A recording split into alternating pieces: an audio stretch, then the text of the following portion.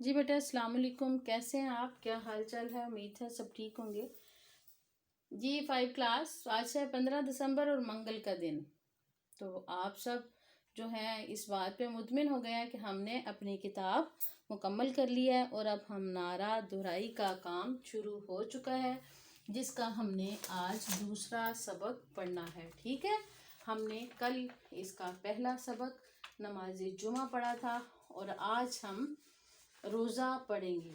تو بیٹا روزہ جو ہے اسلام کے 5 ارکان میں سے ایک رکن ہے۔ سب سے پہلا رکن ہے ہمارے پاس نماز کا توحید کا، اس کے بعد نماز، روزہ، زکوٰۃ اور حج۔ ٹھیک ہے، یہ تیسرا رکن ہے ہمارے پاس۔ تو بیٹا روزہ جو ہے کسی صورت میں بھی آپ کو معاف نہیں ہے۔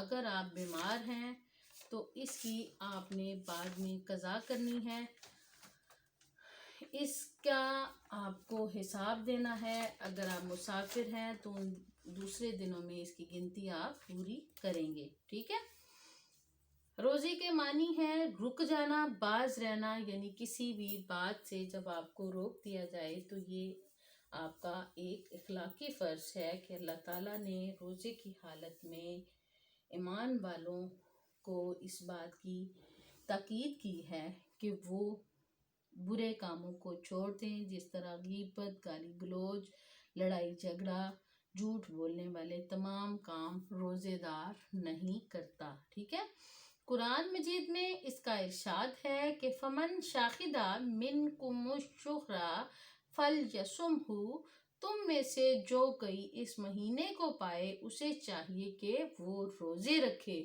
اور بیٹا روزے کی اہمیت یہ ہے کہ ہر قوم اور امت پر روزے فرض کیے گئے تھے، جیسا کہ قرآن مجید کی ایک آیت ہے، یا ایھا الذین آمنوا کتب علیکم الصیام کما کتب علی الذین من قبلکم لعلکم تتقون۔ اے ایمان والو، تم پر روزے فرض کیے گئے ہیں جس طرح تم سے پہلے لوگوں پر فرض کیے گئے تھے، تاکہ تم تقوی حاصل کرو۔ تو بیٹا اس کا مقصد تقوی ہے، اپنے دل کو تقویت پہنچانا، دل کو تسلی دینا، دل کو مطمئن رکھنا، جس سے آپ شعوری طور پر نیک کاموں کی طرف رغبت حاصل کریں گے اور بری باتوں سے باز رہیں گے۔ تو بیٹا نبی صلی اللہ علیہ وسلم نے بھی روزے کو برائیوں سے بچنے کے لیے ڈھال کہا ہے۔ حضور اکرم صلی اللہ علیہ وسلم نے رمضان کے مہینے کو ہمدردی اور غمخواری کا مہینہ کہا ہے، یعنی بھوکا پیاسا رہ کر روزہ دار دل میں معاشرے کے غریب و نادار لوگوں کی تکالیف کا احساس پیدا کرتا ہے، اس میں محبت کا جذبہ پیدا ہوتا ہے، انسانی معاشرے کی ہمدردی پیدا ہوتی ہے۔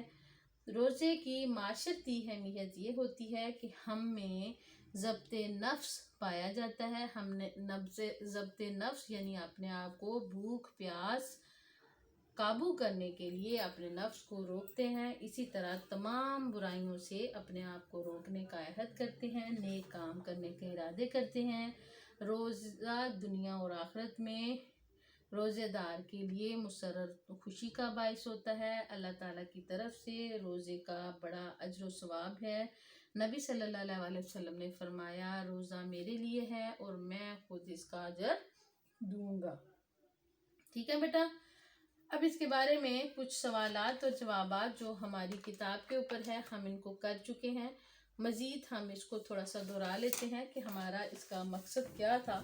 ٹھیک ہے بیٹے، تو بیٹا ہمارے پاس کام اس کا یہ تھا کہ روزے کے معنی میں ہمارے پاس کچھ آپشنز تھے، اس کے بعد روزے کا مفہوم تھا، پھر روزے کے بارے میں کیا حکم ہے، روزے کی اہمیت تھی، روزے کی معاشرتی اہمیت تھی۔ ٹھیک ہے، جو کہ صفحہ 28 پر ہے، آپ نے اپنی کاپیوں پہ یہ کام کیا ہوا ہے، اس کو وہیں سے دیکھ کے آپ نے یاد کرنا ہے۔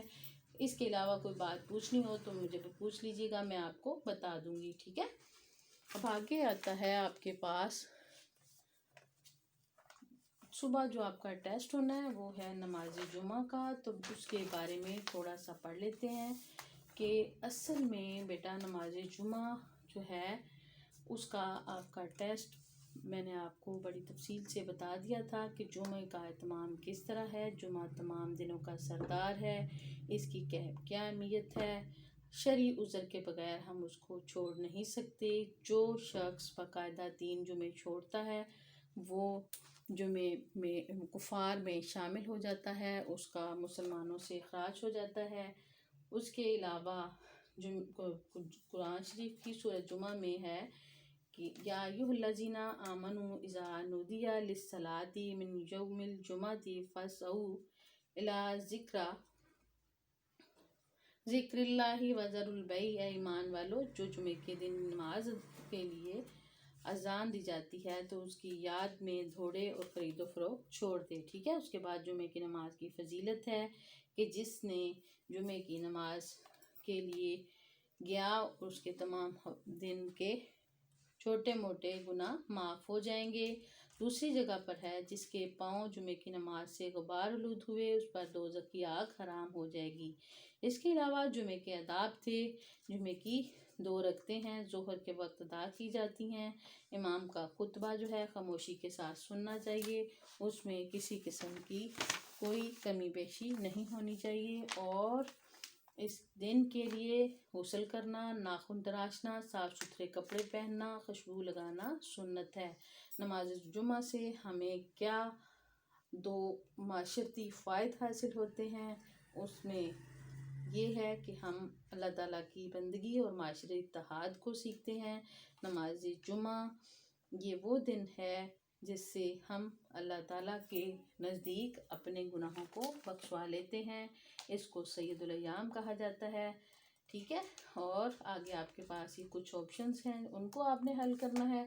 پھر آپ کے پاس یہ خالی جگہ پر ہے، یہ سوال ہے آپ کے پاس جمعے کے دن کی فضیلت، قرآن مجید میں اس کا کیا حکم ہے، اس کے 2 مقاصد کیا ہیں، جمعہ کی فضیلت کیا ہے، اس کے آداب کیا ہیں. ٹھیک ہے. یہ کام ہم نے کر لیا ہوا ہے. اس کے علاوہ آپ کو کچھ بھی پوچھنا ہو، کوئی بھی بات کرنی ہو تو آپ میرے ساتھ رابطہ کر سکتے ہیں. اب آج کی آپ کی ڈائری کیا جائے گی کہ صبح بدھ ہے اور آپ کو پتہ ہے کہ بدھ کا دن ہمارے ٹیسٹ کا ہوتا ہے. ہم نے یہ ٹیسٹ تیار کرنا ہے، اس کے لیے ہمیں کسی بھی قسم کی کوتاہی نہیں کرنی. تو بیٹا دھیان سے دل لگی کے ساتھ اپنا کام کریں. انشاءاللہ تعالیٰ تھوڑا سا کام رہ گیا پھر اللہ تعالیٰ حالات صحیح کر دے، ملک میں امن پیدا ہو اور یہ بیماری جو ہمارے گرد پڑی ہوئی ہے اس بیماری سے چھٹکارا حاصل ہو، ہم باقاعدگی سے اپنے اسکولوں کا اجرا کریں اور کسی بھی قسم کی ہمیں تنگی اور کوتاہی نہ ہو. ٹھیک ہے. اپنا بہت خیال رکھیے گا. اللہ حافظ.